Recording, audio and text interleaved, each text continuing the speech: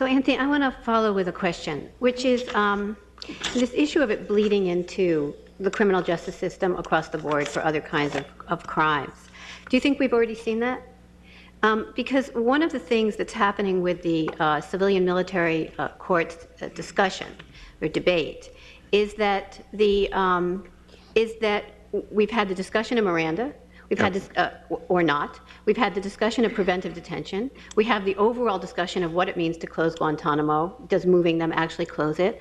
And so, are we going to try anybody in civilian courts is also out there as a question. Right. And so, really, what I want to ask you is: do you see that eroding already, or do you think it's still something in the future? No, I think you're exactly right. It's eroding already. The question of either though codifying it into law, and doing so either with a Democratic president or a Democratic Congress makes the exceptions and the holes that have already been poked through the Fourth and Fifth Amendment that much larger that you can drive a truck through them. And what is remarkable is the lack of public outcry. I will give you one anecdote on this one.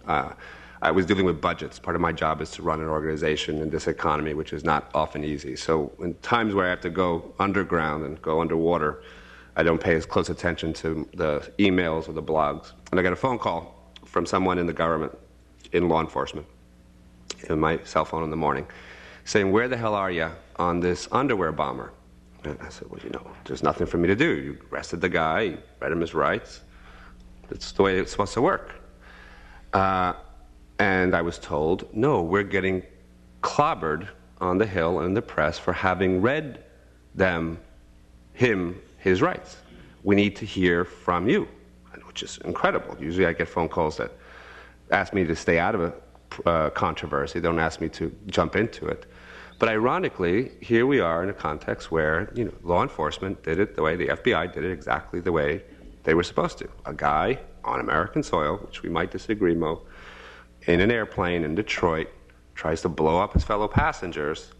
You kind of have to read him his rights. That's not a discretionary rule. You got to charge him with a crime. He's in America. He's on American soil.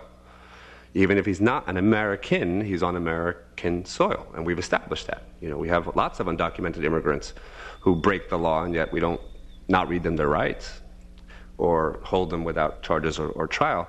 And that's why the exceptions that could be that if you allow non-citizens to be apprehended for these narrow cases where they're not read their Miranda rights, we'll be seeing a lot more of that, I think, with your ordinary Mexican undocumented immigrant under a DWI case in future years. And I think the possibility of that morphing it's certainly borne out by the facts that we've seen in the aftermath of 9/11. Look at the immigration enforcement issue, the massive deportation of immigrants in the aftermath of 9/11 who had nothing to do with terrorism.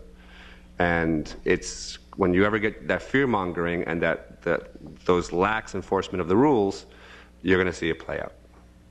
Of course, we're going to get to your questions. I just want to make a comment. The Patriot Act has not gone away. No. And how the future in the Patriot Act deals with so many of these issues is in all part of the conversation that we're never going to get to. Obama defended every one of the powers that were up for renewal in the Patriot Act. And the most we could do was to shorten the time period whereby we can take another bite at that apple. But they made the same arguments for the very same powers that were put in place under the Bush years. There's very little substantive difference in the policies and pronouncements of the Justice Department of National Security issues when you look at some of these cases. The Jefferson Data Plan case, our rendition case, same arguments, same clown, different clown, same circus, let's say. But just... I'm being provocative. No, there are some differences, and one of the differences... We don't torture. That's a big difference. Sure. And there are some differences of intent, and also there's some differences of alliances, as you've pointed out. I mean, when we started the terrorist trial report card, the idea was to embarrass the Department of Justice.